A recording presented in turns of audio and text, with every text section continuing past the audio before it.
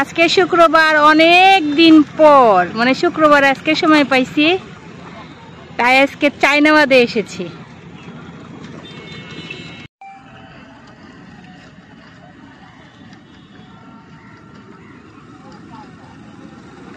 Hello viewers, আজকে শুক্রবার, অনেক দিন পরে আজকে মানে সময় পাওয়া গেল আর কি, 2-1 ঘন্টা সময় পাইছি, তাই মনে হলো যে একটু বের হই ভিডিও করার জন্য।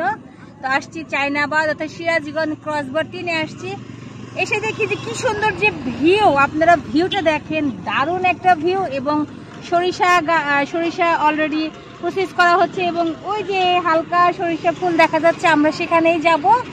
তো ভিডিওটির সাথেই থাকবেন, আজকে সরিষা ফুল দেখানো হবে, শুরু হলো সরিষা ফুল দেখানো।